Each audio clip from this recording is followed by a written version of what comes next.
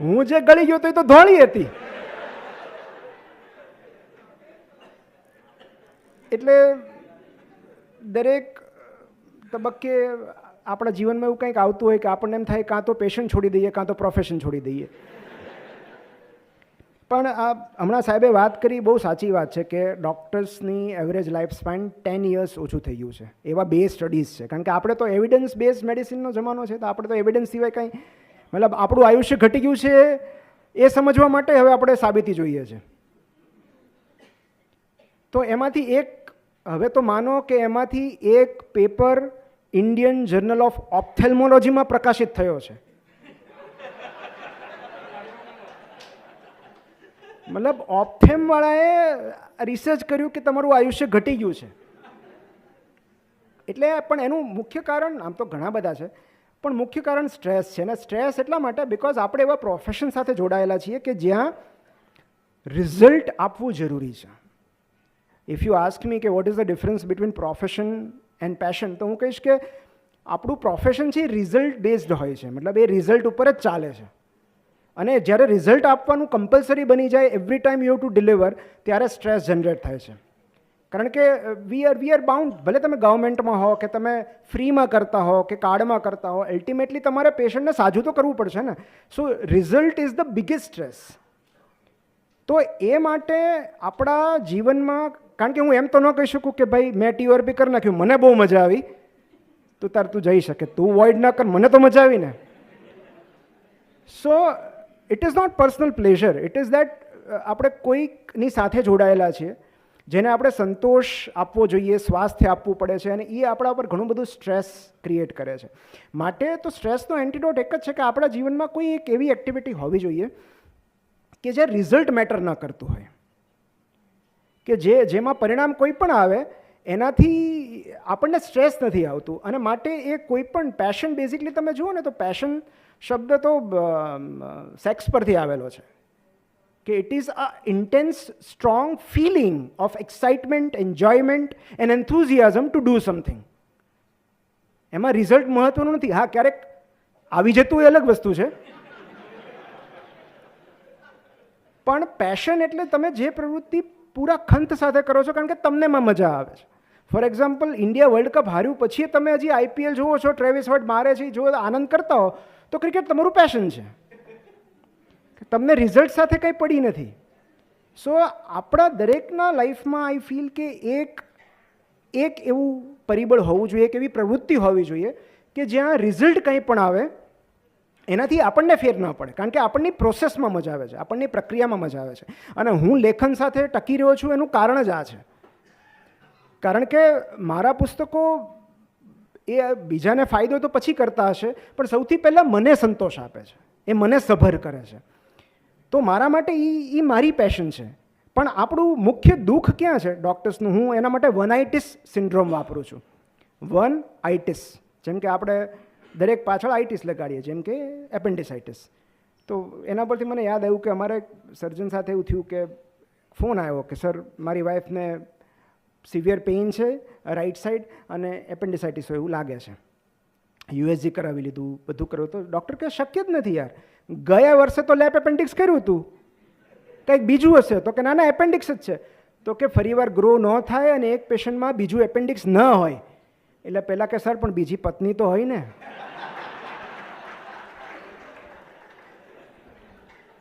અને ક્યારેક અક્યુટ એપેન્ડિક્સ કહીએ તો યંગ ફિમેલ તો શરમાઈ જાય છે, પછી એને કહેવું પડે કે આ અક્યુટ એપેન્ડિક્સ નથી.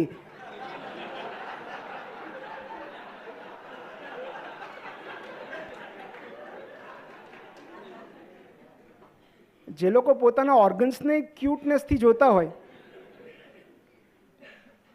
એટલે vanitis is inflammation of self image and ignorance of self care. મતલબ એમાં ત્રણ એના સિમ્ટમ્સ છે. Only I can do it, nobody else can do it without me, and I have to keep doing it.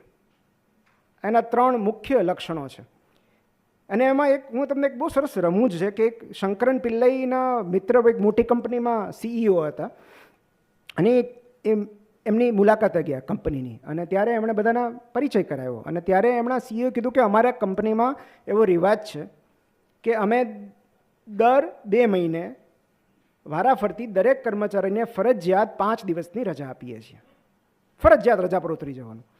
એટલે શંકરન પિલ્લઈને નવાઈ લાગી કે તમને તમારા કર્મચારીઓની આટલી બધી કાળજી છે? તો કે કાળજી બાળજી કશું નથી, આ તો કોની ગેરહાજરીમાં એ કંપની સારી રીતે ચાલે છે એ જોવા માટે.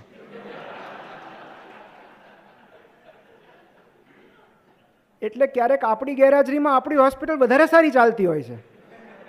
અને આપણે તો સૌથી વધારે કોણ સ્ટાફ રાજી થાય?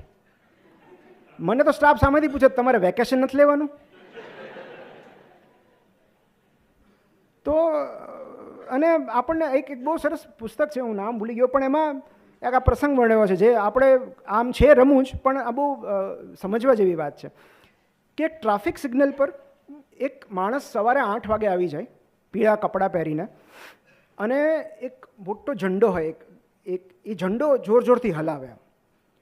બપોરે થોડી વાર પાણી પીવે, થોડી વાર લંચ બ્રેક લે, પછી પાછો લાગી જાય રાત સુધી. એટલે 2-3 દિવસ તો બધાએ ઓબ્ઝર્વ કર્યું. ચોથા દિવસે ટ્રાફિક પોલીસ જે ત્યાં જઈને પૂછ્યું કે ભાઈ તું કરે છે શું? તો કે હું સિંહને આઘા રાખું છું. તો કે પણ અહીંયા સિંહ છે ક્યાં? તો કે ક્યાંથી આવે? આ સવારથી સાંજ સુધી અમથા તૂટીએ છે.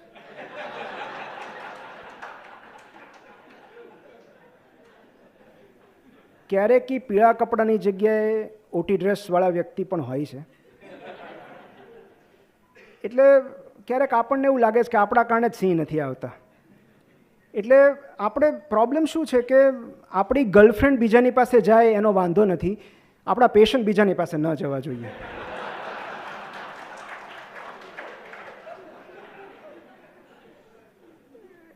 કારણ કે રિટેન કરતાં જ શીખવ્યું છે. પેશન્ટને રિટેન કેમ કરવાના? એક MBBS સ્ટુડન્ટે બીજાને પૂછ્યું કે બહુ સ્ટ્રેસફુલ લાઈફ છે, એક્ઝામ નજીક આવતી હતી, તો કે બહુ જ સ્ટ્રેસફુલ લાઈફ છે યાર, જલ્દી એક્ઝામ પતે તો સારું, આ સ્ટ્રેસ ફ્રી જીવન કેવી રીતે જીવવાનું? એટલે બીજો થોડી વાર આમ જોતો રહ્યો, પછી કે એક્ઝામમાં પૂછવાના છે.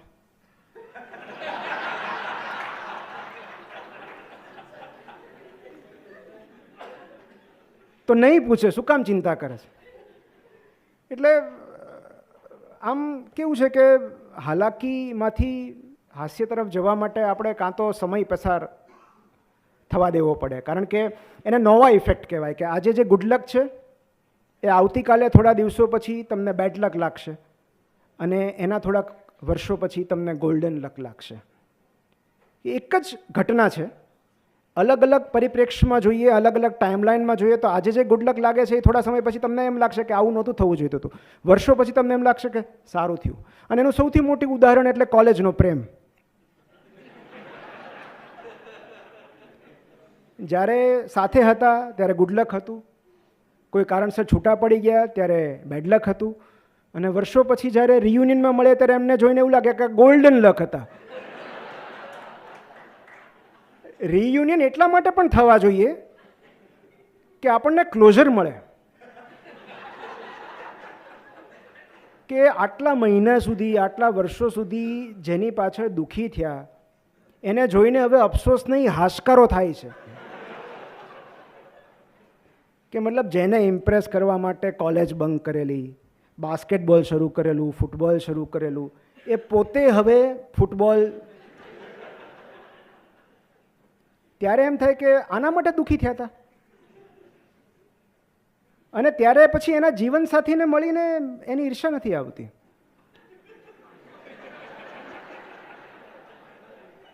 બે જ લાગણી થાય છે, કાં તો એની દયા આવે છે, અને કાં તો તુષારભાઈ એવું થાય છે કે આ ઈ જ લાગનો છે.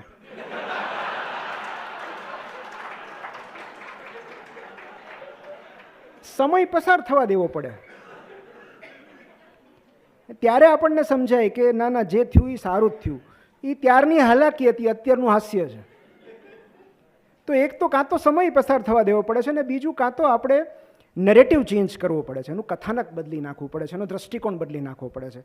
ઓલમોસ્ટ હવે મને ખબર છે કે તમારા ટેસ્ટ બર્ડ્સ બધાના સજાગ થઈ ગયા છે.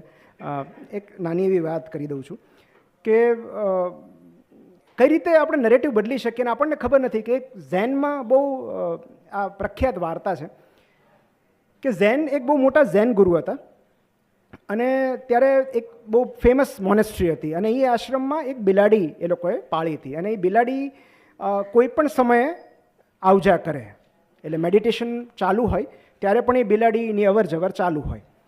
એટલે ત્યારના જે ગુરુ હતા ઝેન ગુરુ એ બહુ ગુસ્સે થયા હતા અને એમ કીધું કે આ બિલાડી વચ્ચે ના આવવી જોઈએ, કારણ કે બધાને ધ્યાન ભંગ થતું હતું. એટલે એમણે બિલાડીને કે આપણે ઝાકરો નથી આપવો, આપણે એને એક જગ્યાએ બાંધી દઈએ. એટલે બિલાડીને બાંધી દીધી. પછી દર વખતે મેડિટેશન કરતાં પહેલાં ગુરુ અને શિષ્યો એ બિલાડીને બાંધી દેતા. થોડા સમય પછી એ ગુરુ બીમાર પડ્યા અને પછી એમનું અવસાન થયું. અવસાન થયા પછી એ બિલાડી બાંધવાની પ્રથા તો ચાલુ જ રહી કેટલાય મહિનાઓ સુધી. પછી બિલાડી મરી ગઈ. તો એ પછીના શિષ્યોને એવું લાગ્યું કે આ જરૂરિયાત હતી, પૂર્વશરત હતી મેડિટેશન માટેની, માટે એ લોકો હવે બાંધવા માટે બિલાડી શોધવા લાગ્યા. એ લોકો ગામમાં બિલાડી શોધવા નીકળ્યા અને બહારથી બિલાડી લાવીને બાંધી દીધી. અને એ મોનેસ્ટ્રીનું જોઈને બીજી બધી મોનેસ્ટ્રીએ અને તમે જુઓ હિસ્ટ્રી જુઓ ઝેન બુદ્ધિઝમની, એમાં સૌથી પહેલાં મેડિટેશન વિથ અ કેટ. અને પછી લોકો એના ફાયદા લખ્યા. આપણે જેમ બંને બાજુના પેપર હોય ને, તમને કોઈ પણ કન્ડિશનના બંને બાજુના પેપર મળી રહે, તો ત્યાં પણ લોકોએ કે કેટ સાથે મેડિટેશન કરવાના શું શું ફાયદા છે કે ભાઈ લિવિંગ કોન્શિયસનેસ છે, તમારું કોન્સન્ટ્રેશન વધે, પ્યોર કોન્શિયસનેસ છે, શાંતિથી પડ્યું રહે. આ કેટલાય વર્ષો સુધી, 100 વર્ષ સુધી ઝેનમાં આ કેટ સાથેનું મેડિટેશન શરૂ રહ્યું. ત્યાં સુધી જ્યાં સુધી એક ઝેન ગુરુ એવા આવ્યા કે જેમને એનિમલ હેરથી એલર્જી થતી હતી. એટલે એમણે કીધું કે મેડિટેશનમાં આ ન હોય. એટલે એમણે હિંમત કરીને કેટને ઝાકારો આપ્યો, કાઢી મૂકી. અને એ ગુરુ હતા એ એટલા બધા પ્રબુદ્ધ, એટલે લોકો એમની વાત માનતા, અને એમણે કેટ વગર મેડિટેશન શરૂ કર્યું. તો પછી બીજા પ્રકારના પેપર શરૂ થયા કે કેટ વગર પણ મેડિટેશન શક્ય છે. અને પછી ધીરે ધીરે બધી મોનેસ્ટ્રી આ નવું હતું કે આ કેટ, કારણ કે સવાર સાંજ આટલી બધી બિલાડીઓ ભેગી થાય, એમને ખાવાનું આપવાનું, એટલે લોકો ઓલરેડી કંટાળી ગયા હતા કે ભાઈ કેટ વગર મેડિટેશન થાય છે. તો પછી 100 વર્ષ એવા પેપર આવ્યા કે ભાઈ કેટ વગર મેડિટેશન કઈ રીતે કરવું. પણ ટૂંકમાં એ બિલાડીની અવસ્થામાંથી નીકળતા 200 વર્ષ લાગ્યા. એમ ક્યારેક આપણને ખબર જ નથી હોતી કે આ બિલાડી કોણે બાંધી. આપણે એને એ વસ્તુને ફોલો કરતા આવ્યા છીએ. સો ઇટ ઇઝ અબાઉટ કન્ડિશનિંગ. અને એ હાલાકીમાંથી હાસ્ય તરફ જવા માટે આ નેરેટિવ ચેન્જ કરવું બહુ જરૂરી છે. આઈ થિંક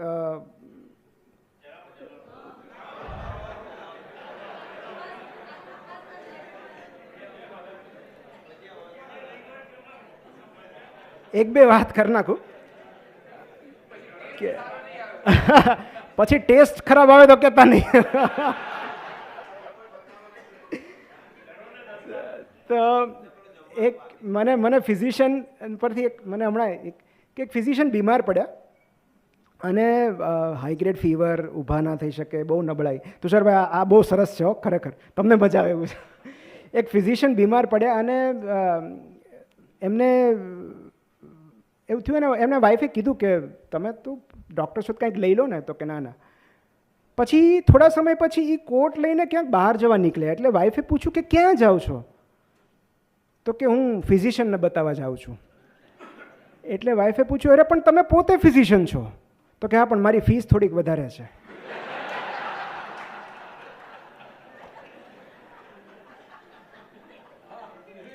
એટલે આપણે જો આપણી જ સારવાર ન કરી શકીએ, આપણું જ્ઞાન, આપણી સમજણ જો આપણા જ કામમાં ન આવે તો શું કામનું. એટલે પેલું છે ને કે મ્યુઝિક કમ્પોઝર હોય ને, એમને મ્યુઝિકનું નોલેજ બહુ હોય, એ ખૂબ જાણતા હોય, જાણકાર હોય, પણ એ સારા ગાયક હોય એવું જરૂરી નથી. એવી જ રીતે કોચ હોય, એને ક્રિકેટ કે કોઈ પણ સ્પોર્ટ્સનું નોલેજ બહુ હોય, ગેમ વિશેની માહિતી હોય, પણ એ સારા પ્લેયર હોય એવું જરૂરી નથી.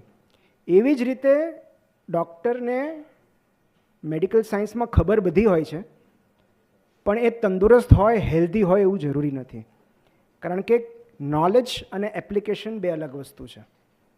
એટલે જો આપણું જ્ઞાન આપણા જ કામમાં ન આવે તો એટલે અમે હળવા પેલામાં પણ આ એક બહુ ગંભીર પ્રશ્ન છે કે આપણો એવરેજ લાઈફ સ્પેન પેશન્ટ્સ કરતાં 10 years ઓછો છે. દ્રષ્ટિકોણ બદલવાની વાત આપણે કરી અને એમાં મેં પ્રસંગ લખ્યો છે કે એક કઈ રીતે તમે you can have entire different perspective કે તમે કે એક કંપનીમાં, માર્કેટિંગ કંપનીમાં 3 કેન્ડિડેટ આવ્યા અને ત્રણેયને એક જ સરખું કામ સોંપવામાં આવ્યું કે તમારે ઝેન મોનેસ્ટ્રીમાં જઈ અને દાંતિયા વેચવાના છે. હવે ઝેનના જે ગુરુ હોય એ બરાબર, તો ઝેન ગુરુ જે ઓલરેડી બોલ્ડ હોય, જેમને માથા પર વાળ જ નથી, એમને દાંતિયા કઈ રીતે વેચવા? તો ત્રણેયને અસાઇનમેન્ટ હતું અને કીધું કે જે સૌથી વધારે દાંતિયા વેચશે એમને જોબ આપવામાં આવશે. 1 અઠવાડિયા પછી પહેલો કેન્ડિડેટ આવ્યો અને કીધું કે 2 દાંતિયા ગયા. એટલે પેલો મેનેજર તો ખુશ થઈ ગયો કે તમે એક બોલ્ડ માણસને તમે 2 દાંતિયા વેચી આવ્યા ઝેનમાં, કઈ રીતે? તો કે મેં એવું કીધું કે વાળ ન હોય તો કાંઈ નહીં, આ પાછળ પીઠમાં ખંજવાળવા કામ લાગશે. તો એ બાને 2 જણે લઈ લીધા. પછી બીજો કેન્ડિડેટ આવ્યો કે મારા તો 100 ગયા. અને મેનેજરે પૂછ્યું કે 100 દાંતિયા કેવી રીતે વેચ્યા તમે? તો કે મેં એ લોકોને એવું કહ્યું કે તમારે ત્યાં જે અનુયાયીઓ આવે, જે વિઝિટર્સ આવે, એ તો મુસાફરી કરીને આવતા હોય ને, દાદરા છે એટલા બધા, દાદરા ચડીને આવે, એટલો બધો પવન હોય, તો એમના વાળ ન વિખરાઈ ગયા હોય. તો તમારે તમારા અનુયાયીઓના વાળ ઓળવા માટે એમને દાંતિયા આપવા જોઈએ કે એમના વાળ તો એ સરખા કરી શકે. એમને આ વિચાર ગમ્યો કે વાહ. ત્રીજો આવ્યો તો કે મારા 2-3 હજાર ગયા છે ને બીજા જે ઓર્ડર ચાલુ છે. પૂછ્યું કે તમે એવું તો શું કરીને આવ્યા? તો કે મેં કાંઈ જ કર્યું નહીં, હું દાંતિયા લઈ ગયો ત્યાં એ પહેલાં મેં એમાં એક બુદ્ધનું નાની એવી પ્રતિકૃતિ એમ્બોસ કરાવી દીધી, એક બુદ્ધનું કોટ લખી નાખ્યું અને ત્યાં જઈને એવું કીધું કે તમારે ત્યાં જે વિઝિટર્સ આવે એમને આ સોવેનિયર તરીકે આપજો, જેથી કરીને રોજ સવારે વાળ ઓળે ત્યારે બુદ્ધનો સુવિચાર એમની નજરે પડે. તો એ રીતે લોકો રોજ બુદ્ધને યાદ કરશે. તો બેઝિકલી જ્યારે તમે કોઈ એક વસ્તુ સાથે સ્ટોરી જોડી દો છો, એક વાર્તા જોડી દો છો, ત્યારે એનું મૂલ્ય વધ્યું જાય છે. અને એટલે જ આજે આપણી આસપાસ આપણે જેટલી પ્રોડક્ટ્સ જોઈ રહ્યા છે એ બધામાં સ્ટોરી છે. અને ઇવન હું તો કહીશ ત્યાં સુધી કે OPD consultation is also story telling. Patient તમને એક વાર્તા કહે છે, એની સામે તમે એમને કંઈક વાર્તા કહો છો. સાચી ખોટી તમને ખબર, મતલબ 4-5 દિવસ સુધી ન આવે તો પછી વાયરલ જ હોય. એ તમારે થોડું વાર્તામાં બદલાવ કરવો પડે પછી, કે એપેન્ડિક્સ ફાટ્યું કેવી રીતે હશે, ફરીવાર પથરી કેવી રીતે થાય, TORP કર્યા પછી પાછો ફ્લો કેવી રીતે પુઅર થાય. So you are also story Taylor. તો જ્યારે પણ તમે, કારણ કે આપણે વાર્તાઓથી જોડાયેલા છીએ અને માટે જ્યારે પણ કશાકમાં આપણે વાર્તા ઉમેરીએ છીએ, સો એ વ્યક્તિ બીજું કશું જ ન કર્યું, એણે વાર્તા ઉમેરી દીધી, એક ઇમોશન એમાં જોડી દીધો. લાસ્ટલી હું છેલ્લે એટલું કહીશ કે શાહબુદ્દીનભાઈની એક બહુ સરસ વાત છે કે જો તમારે જગતને હસાવવા નીકળવું હોય તો તમારે ખિસ્સામાં બહુ બધી પીડા રાખવી પડશે. સો અનલેસ યુ હેવ પેઇન, તમે અન્યને ના હસાવી શકો. તો તમારે જગતને હસાવવું છે તો તમારી પીડા ક્યાં છે? તો આ પીડા જ આપણને હાસ્ય તરફ લઈ જાય છે. કારણ કે એકવાર આપણે એનું વરવું સ્વરૂપ જોઈ લઈએ છીએ, હાલાકી જોઈ લઈએ છીએ, પછી જ આપણે એ હાસ્યને માણી શકીએ છીએ. છેલ્લે હું એટલું જ કહીશ કે હાલાકીથી બચવા માટે હેલ્પની જરૂર છે. HELP.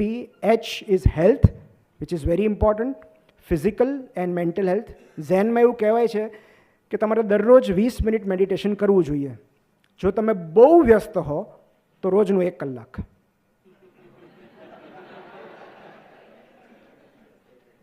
E is four educate. આપણી આવનારી પેઢીને આપણે એડ્યુકેટ કરવાની છે, એમને પેશન્ટ્સને એડ્યુકેટ કરવાના છે, સમાજને એડ્યુકેટ કરવાનો છે. તો જે કંઈ આપણી પાસે ક્રિસ્ટલાઇઝ ઇન્ટેલિજન્સ 2 પ્રકારનો, એક ફ્લુઇડ ઇન્ટેલિજન્સ